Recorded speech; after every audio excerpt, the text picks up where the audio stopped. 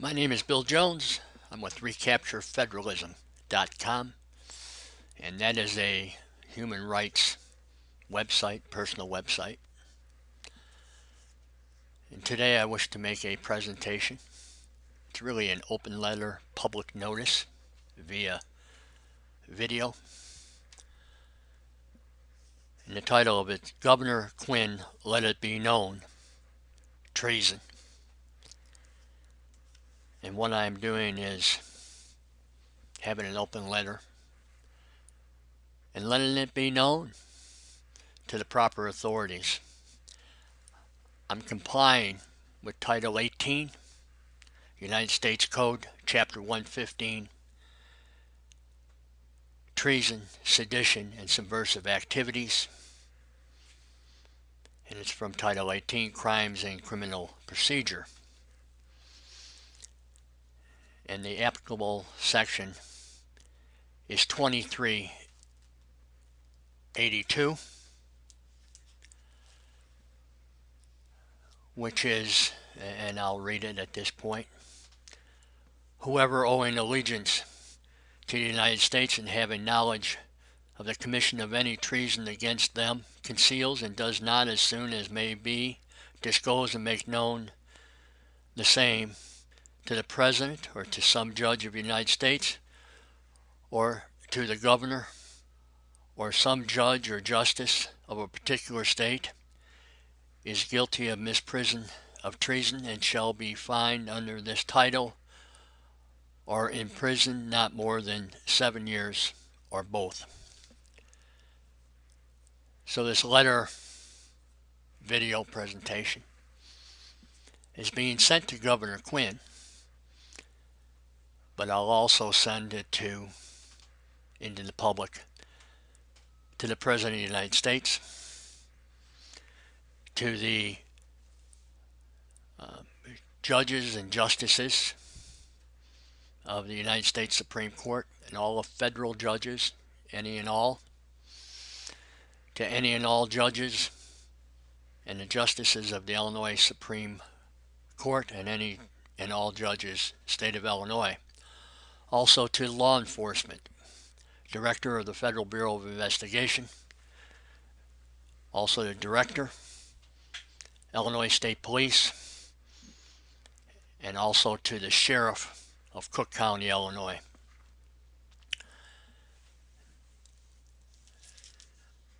We're talking about treason.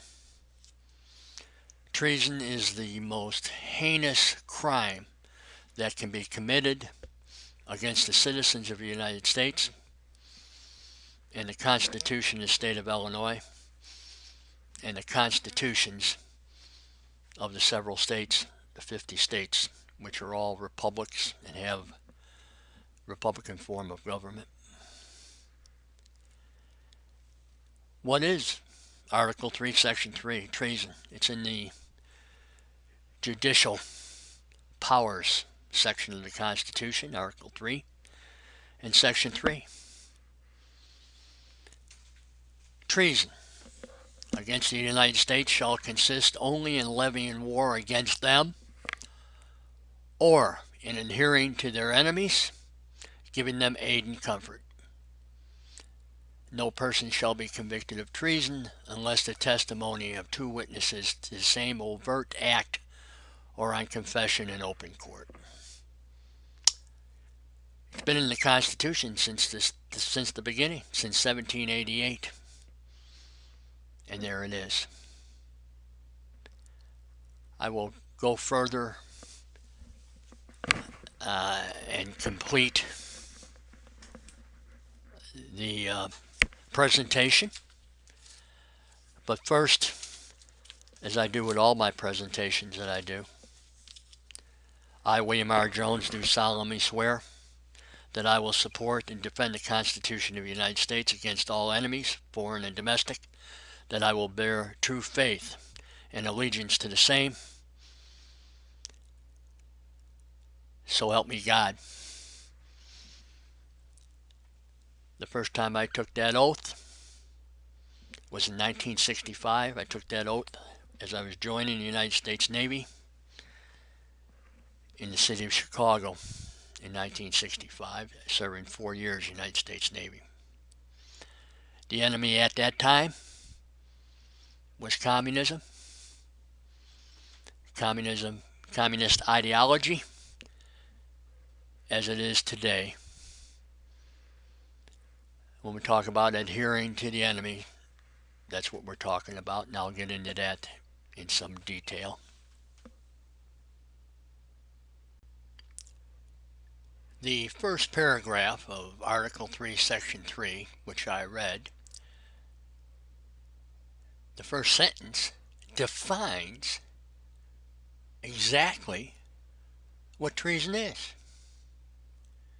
The three conditions. The first two, it's an or, so there's really only two conditions, either or, levying war against them, the United States, which means it's against the people, or adhering to their enemies. What we have today, the treason we have today, is satisfied by both of those jointly. And if you do those things, you are giving aid and comfort to the enemy, the enemies of the Constitution. And I will get involved with that later.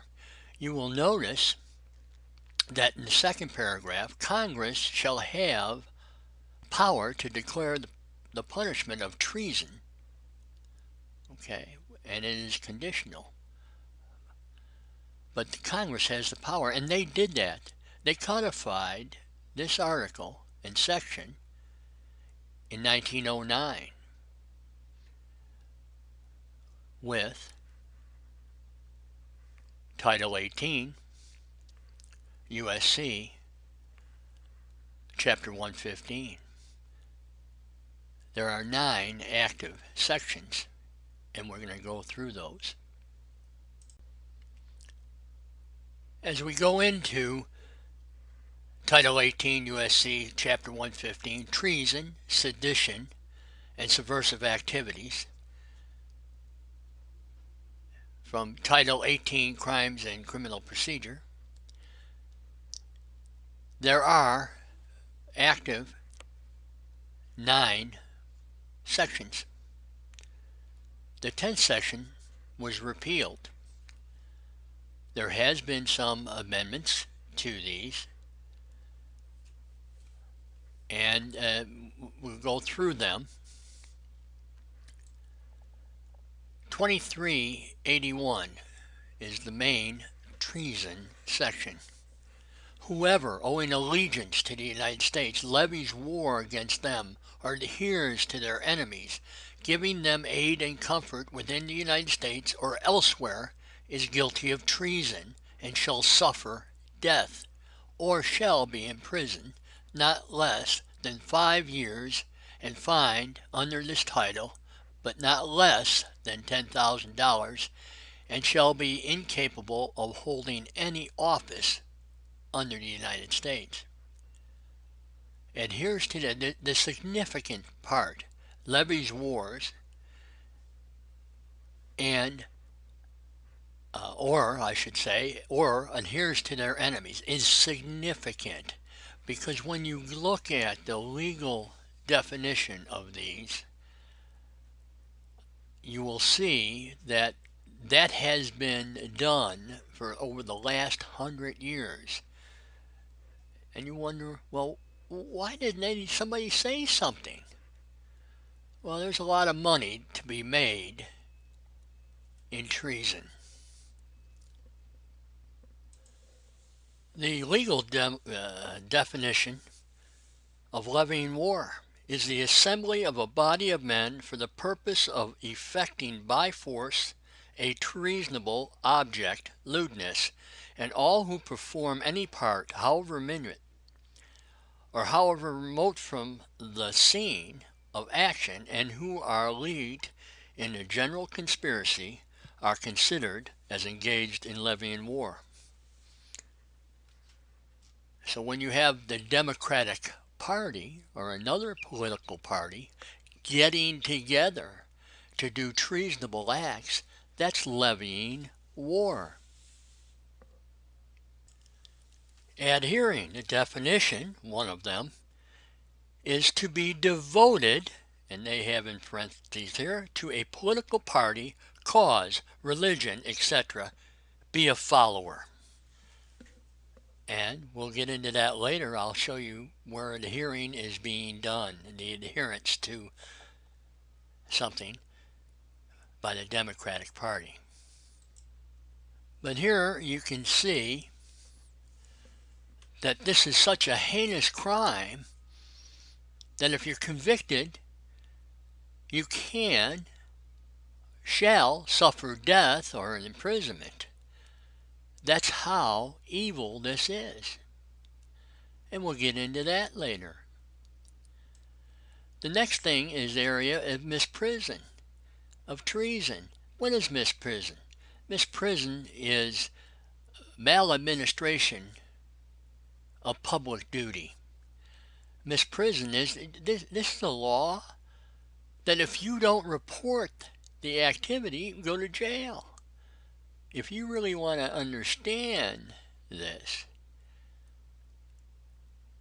owing allegiance, that's people who've made their oaths. There's millions of people in this country who have made oaths of allegiance. All the members of Congress, the Supreme Court, heads of departments, the executive branch, military, have all made an oath of allegiance or affirmation, one or the other, but they're owing allegiance to the United States. And if they're aware, and they should be aware, that means all these lawyers and all these constitutional scholars, that they aren't aware. Professors aren't aware, professors of law. You can be fined and imprisoned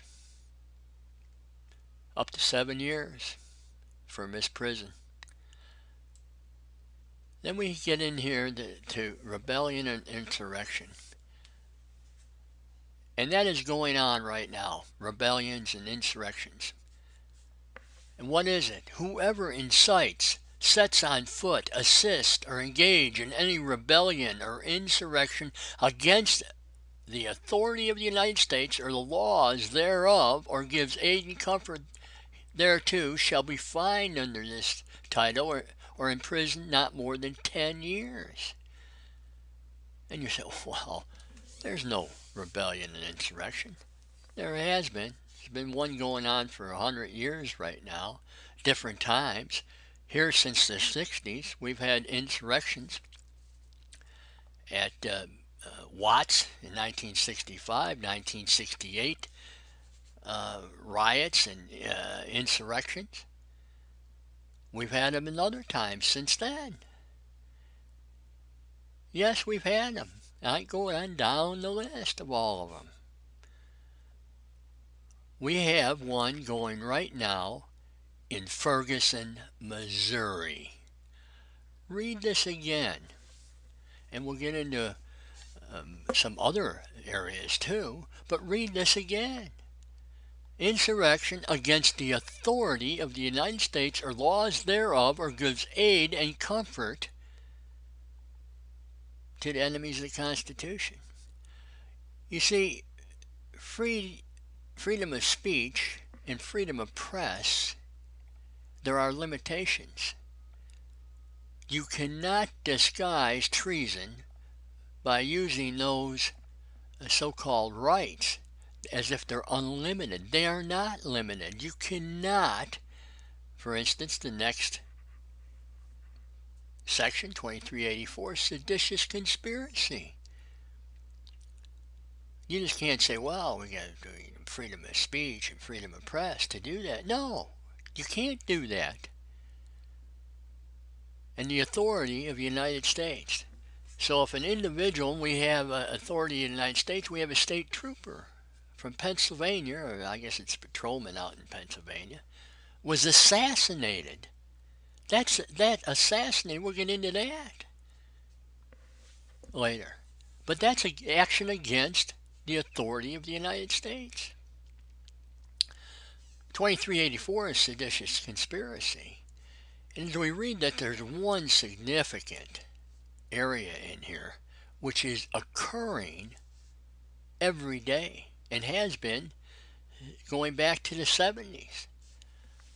If two or more persons in any state or territory or in any place subject to the jurisdiction of the United States conspire to overthrow, put down, or destroy by force the government of the United States, to levy war against them, or to oppose by force the authority thereof, or by force to prevent, hinder, or delay the execution of any law of the United States, or by force to seize, take, or possess any property of the United States, contrary to the authority thereof, they shall each be fined under this title or imprisoned not more than 20 years, or both. The significant one here in parts, and they're all significant, but one a little more than another when it's occurring all the time, is or by force to prevent, hinder, or delay the execution of any law of the United States. The Attorney General of the United States, for the last several years, on how many occasions has he hindered the law? He's been releasing on his own people from prison for who have not served their mandatory requirement. The mandatory requirement is set up by the Congress of the United States, and he just arbitrarily hinders and delays the execution of that mandatory sentencing. Who is he to decide that? Who is he? He's not the judge and jury. He's not the Supreme Court. He's not the Congress. The Congress has set up those things. And he's done other things. We have secret courts in this land. That hinders and delays the execution of the Constitution, where you need search warrants. Search warrants all the time are being issued contrary to the law and to the Constitution. We have other people doing it too. This immigration, this open border down on our southwest, all that immigration and naturalization, what do you think that is? That's hindering or delaying execution of the law. Who's doing that? You have Congress with oversight. They're not doing what they're supposed to be doing. They pass the law and then don't even follow it. How often does that happen? We have cities, local cities, and now getting back to Illinois. We have gangs, street gangs in Chicago. There's laws regarding that. Street gangs are considered terrorism in the state of Illinois as of 2012. They're still there. There's gun violation, gun control laws. They're not enforcing those. Delaying of the law. Hindering the Constitution and the execution thereof. We have other things going on. The immigration locally. Sanctuary cities. Sanctuary cities, they're not arresting people. They let people go. Where is the justice? As Dr. Martin Luther King said, injustice anywhere is a threat to justice everywhere. And that's what we have going on. That's what we have going on. Seditious conspiracy. They need to enforce that. They're not enforcing this. There's your hindering also, isn't it? Delay of execution of the treason statute. And next, advocating the overthrow of the United States government. I'm not going to go and read all this. You should read it sometime. And you people who do law enforcement, and you representatives both at the federal and the state level, you should know what this is. You should know what it is. It's happening all over the place. It's happening all over the place. It's what's happening in Ferguson, Missouri. All them people down there against the authority. There's a spot in here, the assassination of any officer, force and violence. The police officer in Ferguson, it turns out, he was attacked. He is an officer's attempted assassination of that officer. Again, I mentioned that Pennsylvania. Assassination of a police officer. We had one in Gary, Indiana, across the state line over in Gary, Indiana not long ago. Somebody walking right up to a police officer, shooting him. Assassination of any officer. That includes law enforcement too, and that's what we have going on. Advocating the overthrow of the government. And we have registration in certain organizations. I'm not going to go through that, but the same thing. Are they being registered? Yeah, I don't think so. Then we have several affecting the armed forces. And this is one of the reasons I got all involved with treason and realized what treason is, going back to my days in the Navy when I was demonstrated against. And that one would come down not just generally the armed forces, but activities affecting the armed forces during war. By the way, this soldier who was traded for 5 terrorists, he hasn't been brought to justice yet. And he should be charged under 2388. He left his unit in a time of war. He left his unit in a time of war. And now we go back to the seditious conspiracy. Somebody's hindering the execution of the law. You think it just happens? It just doesn't happen. And then they're recruiting for service against the United States. We're at war. We're at war over there in Afghanistan and Iraq and Syria. We're bombing over there. And we have Americans that have gone over there. They've been recruited in the United States for service against the United States over there. Is anybody looking? Are they charging anybody? Are they investigating anybody? Are they going to charge anybody? You know, this about the armed forces. I mean, my interest, I'm a Vietnam veteran. We had Hanoi Jane Fonda, never charged with this law, seditious conspiracy.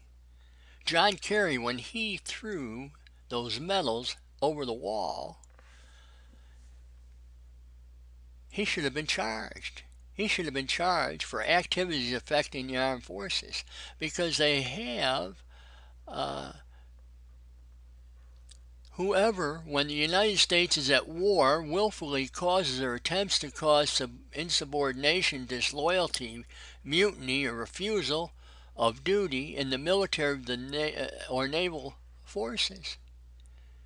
When he affected insubordination, disloyalty, by him throwing his medals over the fence. Why do you think those swift boat sailors that he served with, why do you think they were upset? Because he got off scot-free. He should have been charged and tried for 2388, activities affecting armed forces during war. Now, I'm going to get in to all this levying of war and the adherence of enemies of the Constitution right now.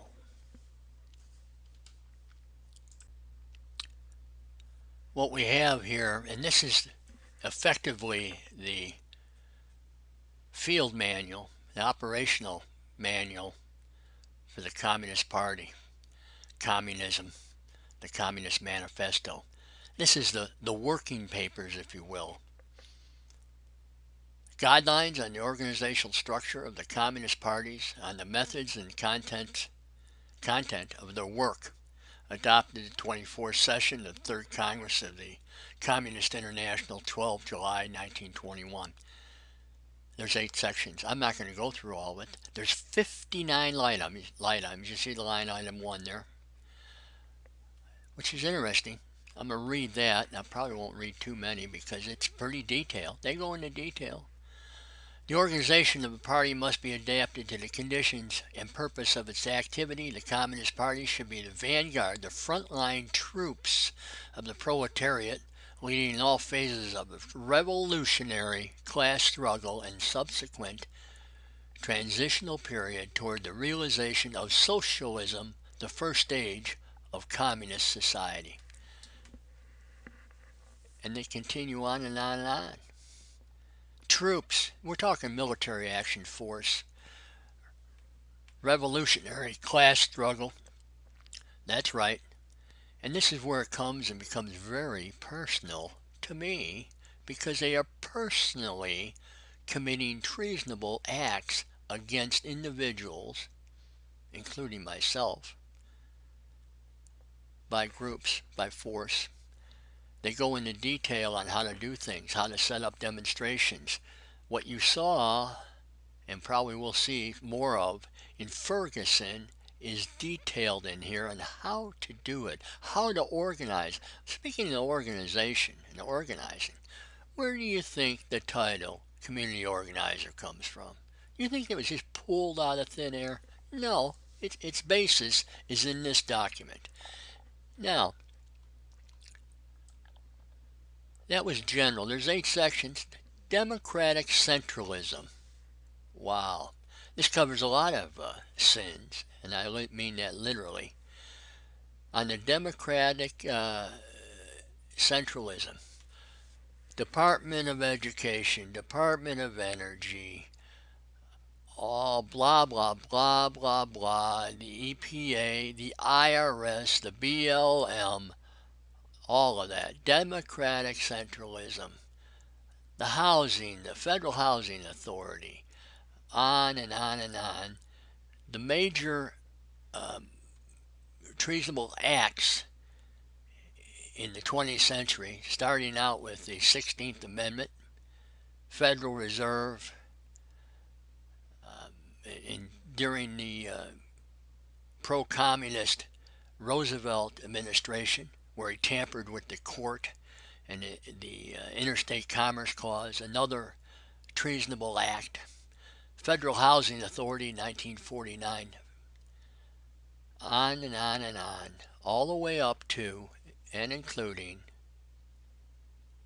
a major one, of course, Communist Care. I mean Obamacare, Affordable Care Act. No, Communist Care, and we can get into that in detail.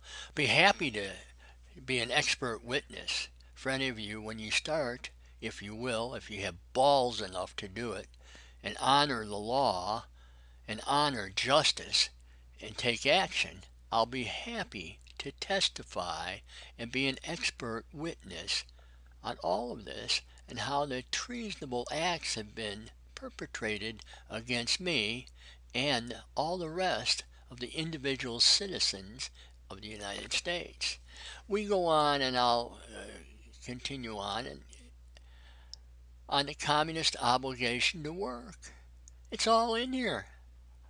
All their plans, all the things, how you do it, how to make posters, propaganda, and that's next, isn't it? Propaganda and agitation. Crisis, chaos. Don't put a crisis, don't let a crisis go to waste. That's what this is all about, right here in 4. And then you You go on and you get to 5. You get to 5, and what do you get at 5? On the organization of political struggles. It's all about class warfare. War. Psych ops, lawfare. It's all about that. It's all in here. From 1921. It's almost 100 years old. And what do we got next? Oh, yes, one of my favorite. The party press. Now, we're going to talk about Ferguson.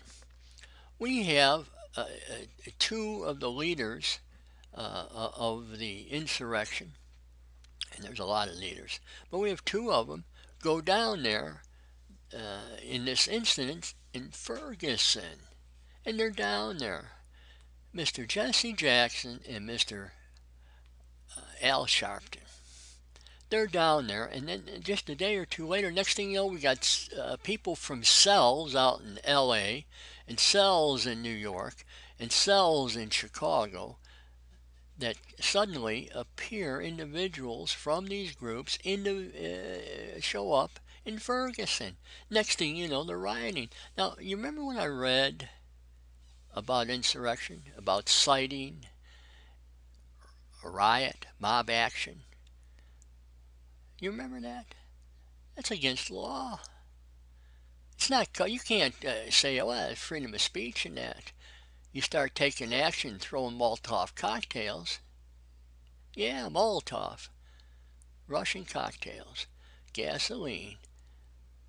That happened right after this leadership, these organizers were there.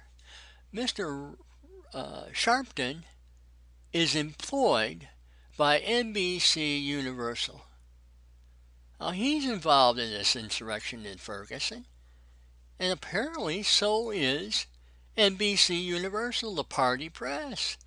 And they're not the only ones in the party press. They're just about all of them. I'm not too thrilled to death about Fox, to be honest with you. But here is the party press. Yeah, Section 6. Then we go farther on down. We go to 7. On the general structure of the party organism. I have to watch out when I say that because I sometimes say that a little different there. That happens too. The general structure of the party. Yeah.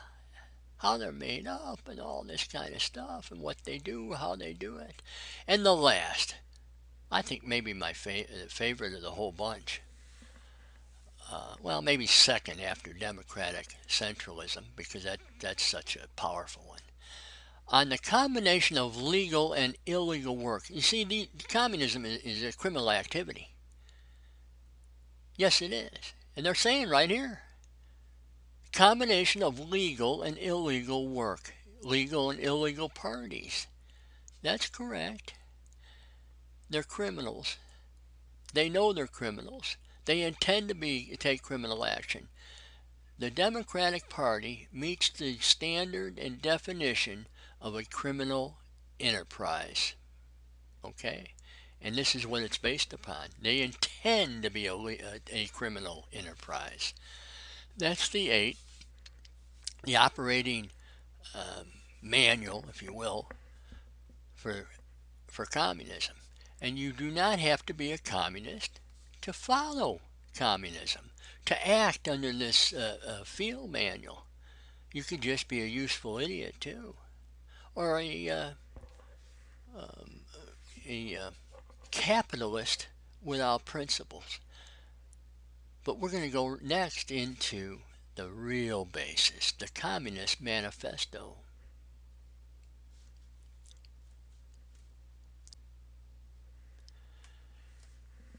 Before there was a Communist Manifesto, Frederick Engels wrote in his works a draft of a communist confession of faith. Yes, confession of faith. Communism, you see, is a religion and religious supremacy. And I'm going to show you about this. It was in 1847. It will become then, he and Karl Marx decided to have a different format. It became part of the Communist Manifesto, and they worked off of this. But what's interesting here is they go through, I believe it's 22 questions in this particular document. And they go down, and it's just like a catechism type. And then they decided not to use that type, and they went into a more question and answer essay type. But question 2, what is the aim of communist? And they say to organize society in such a way that every member of it can develop and use all his capabilities and powers in complete freedom and without thereby infringing the basic conditions of this society. Sounds nice. But it's not about the individual, it's about the community, because we'll get into this in the next question. This is the primary, in the question 3, very important. How do you wish to achieve this aim? And the answer, by the elimination of private property and its replacement by community of property. Again, community, commune. Elimination of the private property. You understand that? You understand what they're saying here? That's un-American. That's a treasonable action. If you adhere to that, that's un-American. It's unconstitutional. We have property rights, individual property rights in this country. They're going to do away with them? We go farther on down. If I can find it here.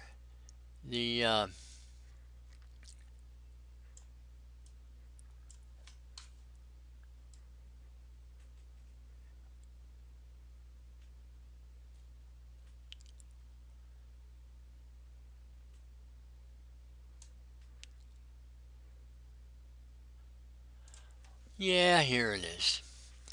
The United States is based upon a republic. In fact, it's a compound republic.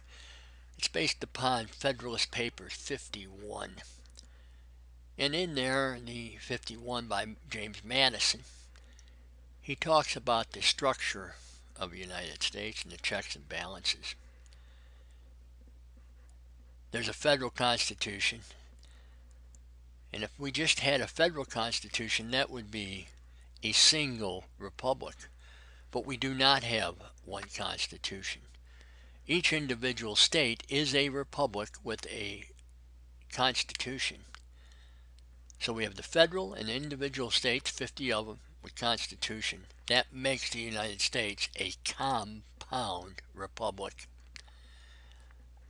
Then further, we had Articles of Confederation, and then we switched over to the Constitution. Under the Articles of Confederation, we were a confederation. We maintain, and we still have a confederation.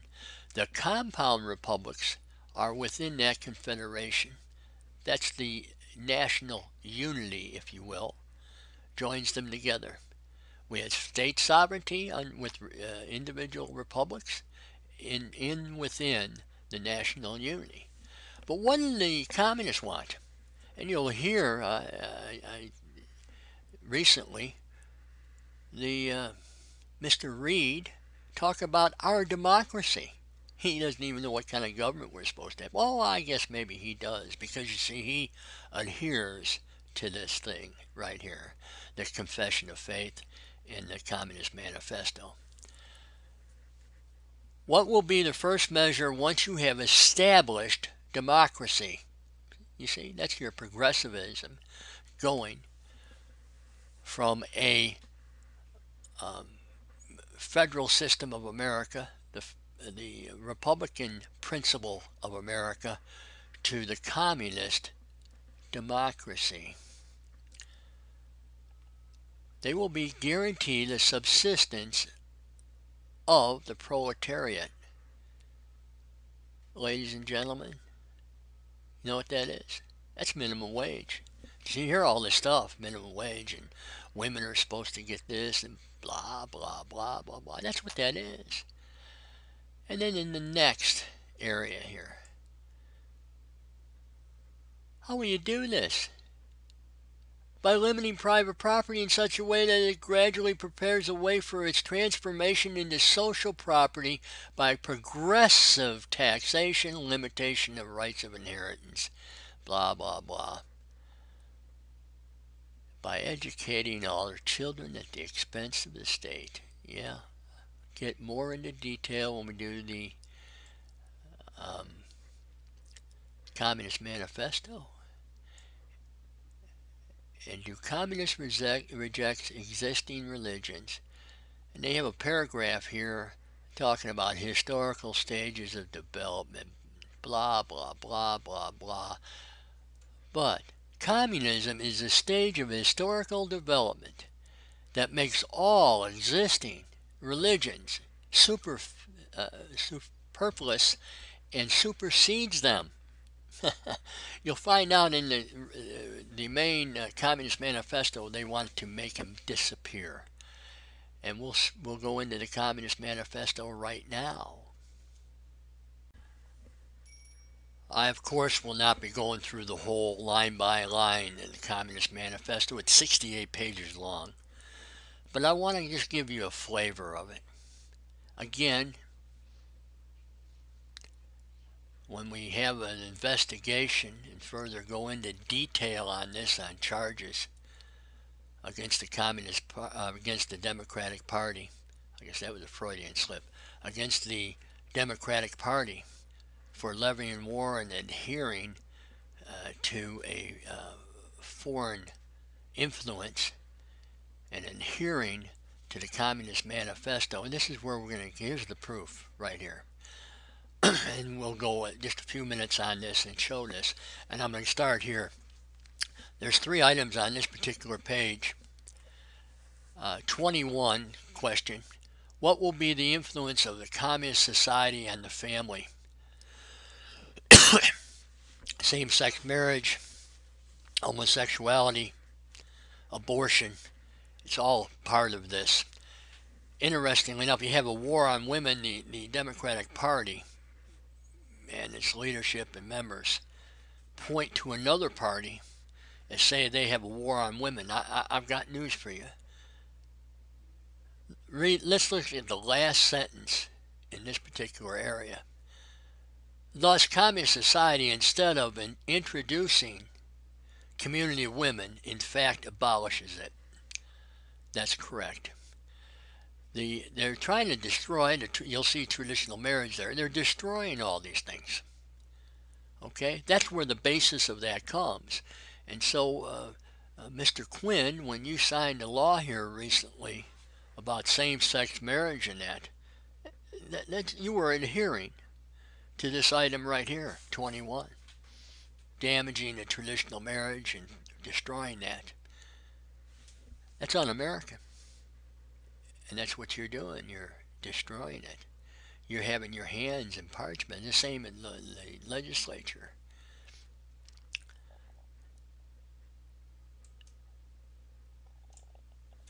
What will be the attitude of communism to existing nationalities? And here you go. Southwest border. Here's the basis for that. The southwest border is an open border. The nationalities of peoples associating themselves in accordance with the principle of community will be compelled to mingle with each other as a result of this association and therefore dissolve themselves, just as the various estate and class distinctions must disappear through the abolition of their basis, private property. Them little kitties coming up from Central America, yeah, this is what that's from. Sanctuary cities, that's what this is from. Letting them gang members come in, letting the cartel bring their drugs in. Yeah, that's right. Are trading with a communist country like China. That's where this is from also. The loss of jobs over to another communist country. That's what this is. 22. Now to 23. And here it gets very personal. I am a Christian. I have a right under the Constitution to freedom of religion, to exercise that right. Now, you're not supposed to establish a religion in this country. And what do you have right here? You're going to establish communism as a supreme religion. 23. What will be its attitude to existing religion? That's communism. Its attitude. That's what they're talking about. Communism, Communist Manifesto. All religions so far have been the expression of historical stages of development of individual peoples or groups of peoples. Oh, they're going to get rid of the individual peoples. Everything is going to be under a commune, and this is how it's going to go. But the communism, continuing, is a stage of historical development which makes all existing religions superfluous and brings about their disappearance. Whoops. A treasonable act. Treasonable act. You're going to take my right to free exercise away? I'm going to go up to a previous page. I think it's 49 and 50. Yeah, right here. Number 18. And I'm not going to read it all. But there's 12. What will be the course of this revolution? They're telling you that there is a revolution. It's a communist revolution. It is a revolutionary movement. Okay? They say it. That's not my words. It's their words. Above all, we'll establish a democratic constitution. That's right. Democracy. Oh, we're going to throw the republic in the garbage. That's what they're telling you. They have 12 things down here, and we go into detail. But these 12 things here, I can list all. Progressive taxation. The taxation system we have in the United States is a communist tax system. Confiscation of possession of all people leaving the country.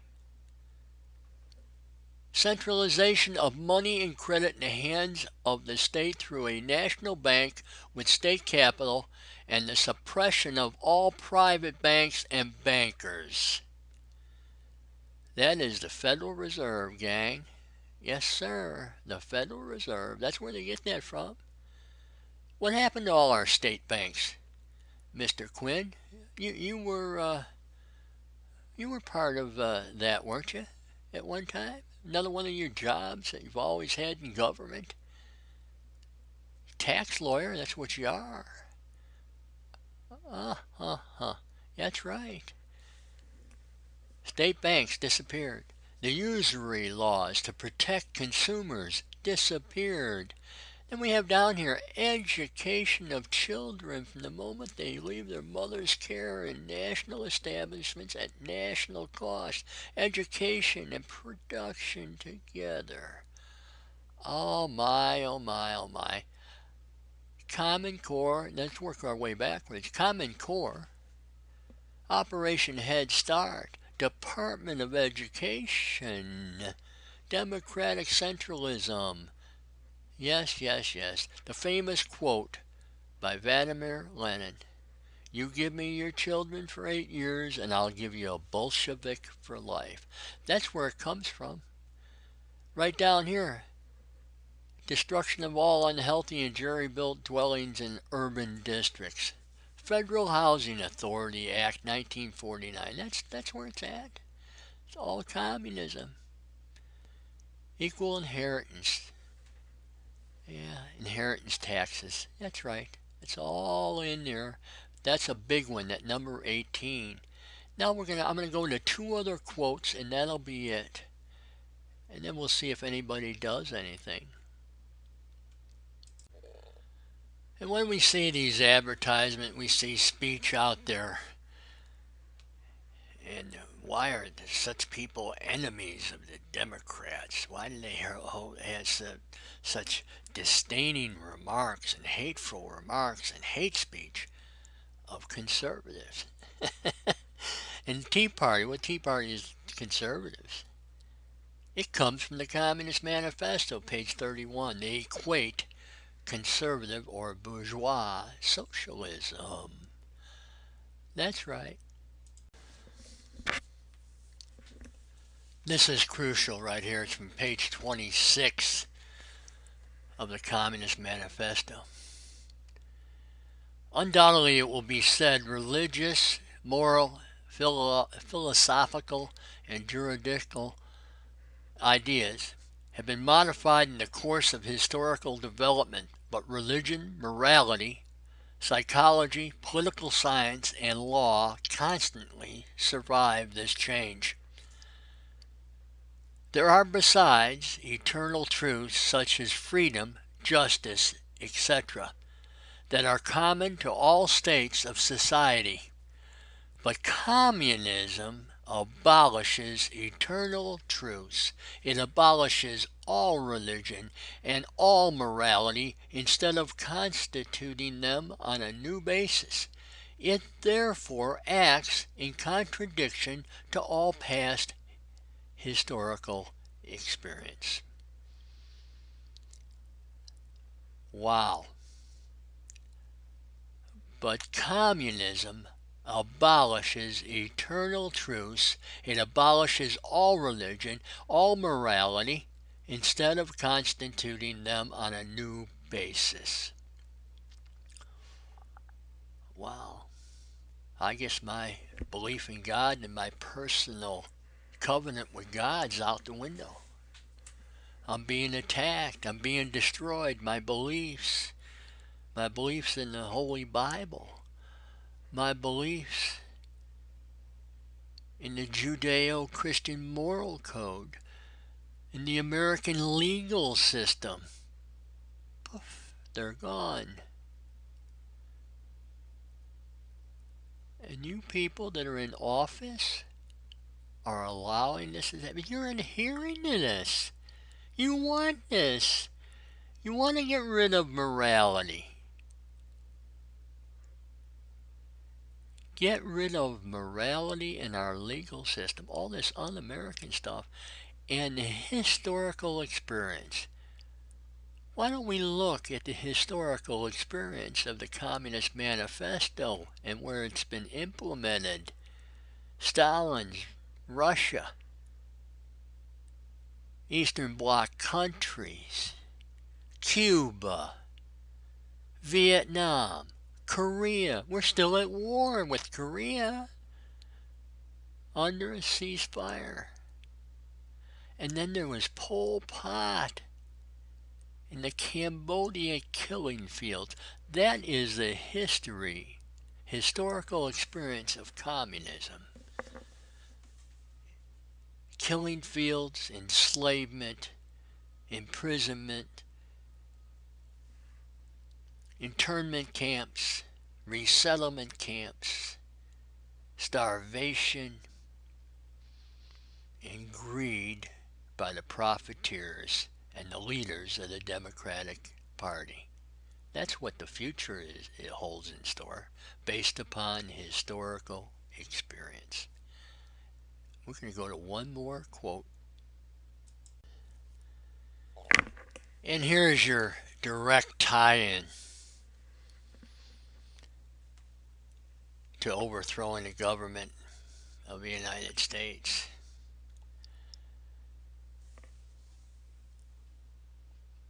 Finally, the labor everywhere for the union and the agreement of the democratic parties of all countries.